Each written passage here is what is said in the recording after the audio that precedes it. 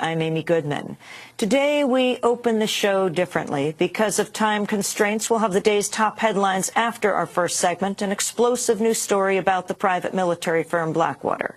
Writing in The Nation magazine, journalist Jeremy Scahill, Democracy Now! Correspondent, has revealed Blackwater is secretly operating in Pakistan under a covert program that includes planning the assassination and kidnapping of Taliban and al-Qaeda suspects. Blackwater is also said to be involved in a previously undisclosed U.S. military drone campaign that has killed scores of people inside Pakistan.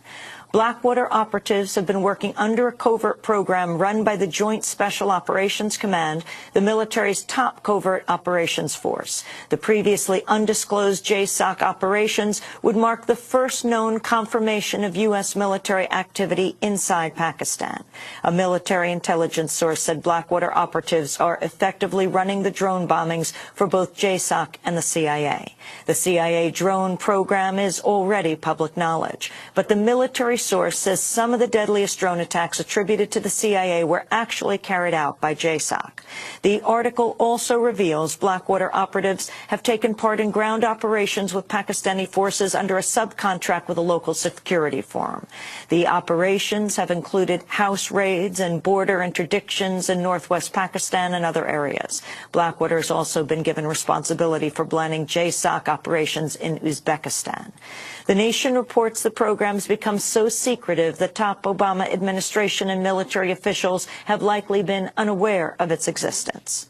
Independent journalist, Democracy Now! Correspondent Jeremy Scahill broke the story for The Nation magazine. He joins us now in our New York studio for his first television interview since the article's publication last night. Jeremy, welcome to Democracy Now! Lay out what you have learned so far. Well, Amy, just by way of background, we do know that beginning in 2006, the Bush administration struck a deal with the Pakistani government that would allow U.S. Special Operations Forces from the Joint Special Operations Command to enter Pakistan with the understanding that they were, quote, following the target, and the target being Osama bin Laden and his top deputies. As part of that agreement, the Pakistani government insisted that they have the right to, A, deny that the United States had permission to enter the country, and B, be able to condemn U.S. actions in their country as a sort of violation of their sovereignty. But the understanding was struck in 2006. What I understand now from a military intelligence source and another U.S. military source that confirmed what I was initially told by the military intelligence source is that, in fact, there are active covert operations on an ongoing basis that are not just about targeting Osama bin Laden. What we understand now is that the Joint Special Operations Command, which from 2003 to 2008 was headed by General Stanley McChrystal, who now has been promoted and is the head of all U.S. forces and NATO forces in Afghanistan and is pushing for a very large troop increase. He ran that program from 2003 to 2008. Now it's being headed by Admiral William McRaven, who's the head of all JSOC operations. So you have, on the one hand, the allegation from these military sources that JSOC has covert bases throughout Pakistan, that they are running a drone bombing campaign that runs parallel to that of the CIA, and that Blackwater forces have been at the center of this operation, according to my sources, since at least 2007. And as part of the work that they're doing for JSOC in Pakistan, I'm told, they are essentially an intelligence cell, if you will, that is planning strikes, gathering intelligence, as well as planning operations inside of Uzbekistan against the Islamic movement of Uzbekistan. My sources said that when they are working, when the Blackwater guys that work for an elite division of the company that has been known as Blackwater Select, that they're not doing the actual killing in these operations, but rather they're doing the planning of these operations. And Amy, what this really is an outgrowth of a trend that we saw very early on in the Bush administration following September 11th, where the Vice President Dick Cheney and Donald Rumsfeld circumvented the military chain of command, went directly into JSOC, and essentially separated JSOC from the military and started using JSOC to commit what my source said were some of the darkest acts. They also set up a parallel agency to the CIA that was called the Strategic Support Branch, the SSB, SSB.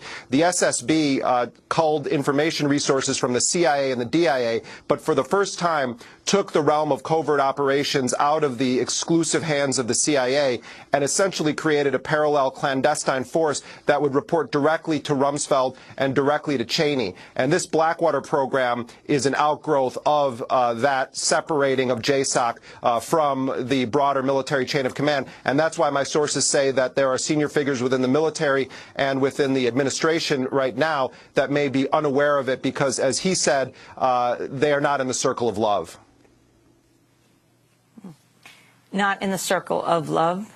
That's the phrase that was used twice by the military intelligence source that I spoke to. What we're seeing now, and I also talked to Colonel Lawrence Wilkerson, who was the chief of staff to then Secretary of State Colin Powell, and he first of all, when I talked to him about this, said that the program would not surprise him, and that he was very disturbed when he sees execute orders that are coming out saying that that JSOC is essentially above the Special Operations Command, and that the Special Operations Command is essentially in a support role for these JSOC teams. So what I'm told is that this program is so compartmentalized that there are probably very top level people that are unaware of it. And in fact, what my military intelligence source says is that Blackwater personnel that are working as part of this program and have worked as part of this program have been given rolling security clearances above their actual security clearance. And let me break that down a minute. You have guys that can work on these operations that maybe have a very low level of security clearance in terms of the amount of intelligence that they're able to see.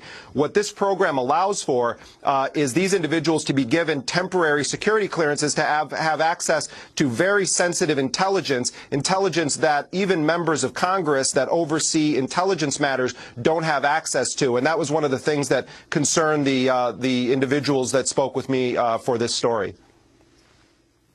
Jeremy Scahill, what has been the response of Blackwater? What has been the response of the U.S. military, the White House, to your investigation?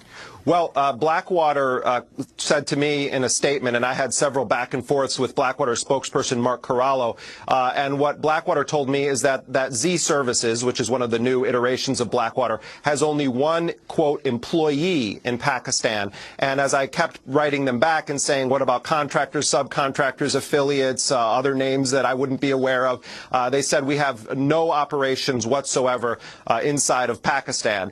My sources say that that's not true.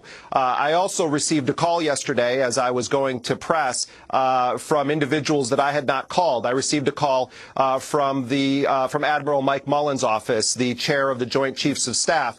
It was a bit surprising to me because I hadn't called Admiral Mullen's office. So when a U.S. citizen gets a call from the military, especially from the chair of the Joint Chiefs of Staff, it's a bit jolting, and they wouldn't tell me how they got wind of the fact that I was doing this story or how they got my number.